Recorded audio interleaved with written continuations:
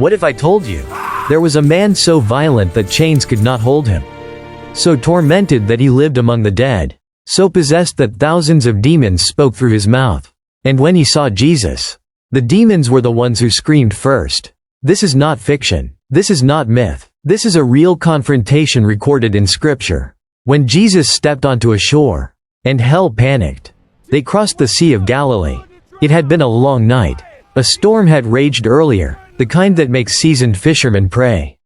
But Jesus had been asleep in the boat. Now morning had come. The water was calm. Morning mist hovered over the surface like a veil between worlds.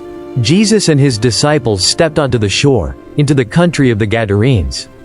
Gentile territory, unclean ground to a Jewish rabbi.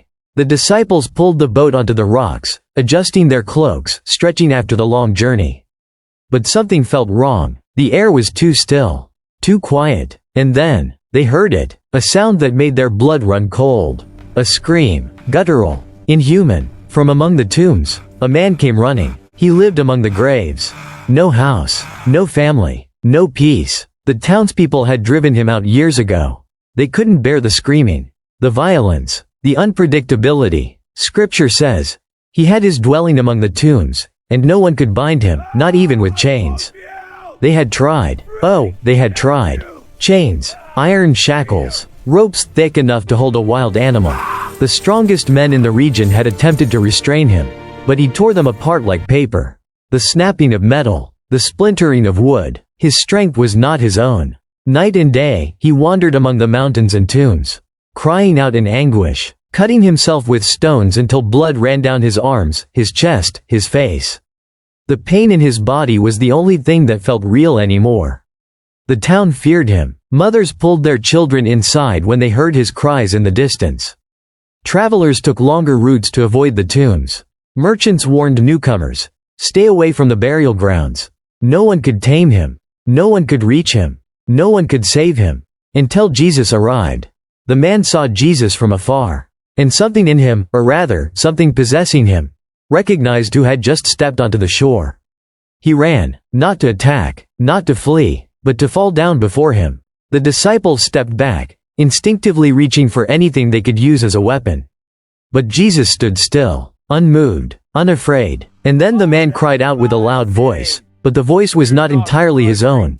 What have I to do with you, Jesus, Son of the Most High God? I implore you by God that you do not torment me. The disciples froze. How did this broken man, this wild, untamed creature, know who Jesus was? They'd been following him for months, and they were still figuring it out. But this man, no, this thing inside him, knew immediately. Because it was not just a man speaking. Come out Jesus of the man, had already unclean commanded. spirit. Authority in his voice was absolute. No negotiation, no hesitation. Then Jesus asked a question, not because he didn't know the answer, but because he wanted it spoken aloud. What is your name? Multiple voices speaking as one. My name is many. Legion, for we are many. Not one demon, not a dozen, many. A legion, the word used for a Roman military unit. Between 3,000 and 6,000 soldiers. The darkness inside this man was not just oppressive. It was overwhelming. An entire army of hell had taken residence in one human soul. Nearby, on the hillside, a great herd of swine was feeding. About 2,000 of them. Pigs, unclean animals to the Jews, but a valuable commodity in this Gentile region. The demons knew their time was up. They could feel it, but they begged, for one last mercy. Send us to the swine, that we may enter them. Even demons prefer embodiment to the abyss. And Jesus, in a display of sovereign authority, gave them permission. Go. Come out One of word. him. That's all it took. The unclean spirits tore out of the man like a violent wind. His body convulsed, then went still. And the pigs, suddenly, without warning, the entire herd went mad. Squealing, thrashing, wild-eyed with terror. They rushed violently down the steep hillside. All 2,000 of them. Into the sea. The water churned, foam and chaos. And then, one by one, they drowned. The sound faded. The water settled. Silence returned to the hills. The screaming stopped. The torment ended. The man who had lived among death was free. The herdsmen fled into the city, breathless and terrified. They told everyone what had happened. Soon, a crowd returned with them to see for themselves. And what they saw stopped them in their tracks. Him, the one who had been possessed, the one who had been chained, the one who had terrorized the entire region for years. He was sitting at Jesus' feet, clothed, calm, and in his right mind. No screaming, no violence, no chains needed, just peace. You'd think they would have celebrated. You'd think they would have thanked Jesus. But instead, they were afraid, not of the man anymore, but of the one who had delivered him. They had learned to live with the demon-possessed man. They had adjusted, built their lives around avoiding him. But this kind of power? This kind of authority? It was too much. So they did what fear always does. They begged Jesus to leave. Please, go, leave our region. They chose their comfort over his presence. They chose their pigs over a man's freedom. As Jesus prepared to get back in the boat, the healed man ran to him. Desperate, pleading, let me come with you. Let me come with It's what you. anyone would want after an encounter like that. To stay close, to follow, to never be alone again. But Jesus had a different plan.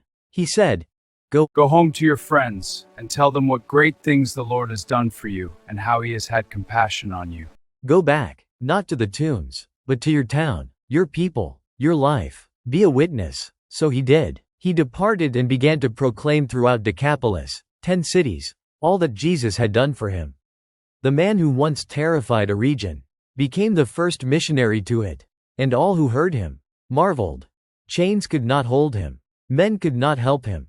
Darkness had claimed him, but one command from Jesus, and a legion fled. The tombs lost their prisoner. The sea swallowed the demons, and a broken man became a witness. Because when Jesus steps onto a shore, even hell must answer, and no one, is too far gone for him to reach. If this story moved you, hit that subscribe button and share it with someone who needs to be reminded of God's power.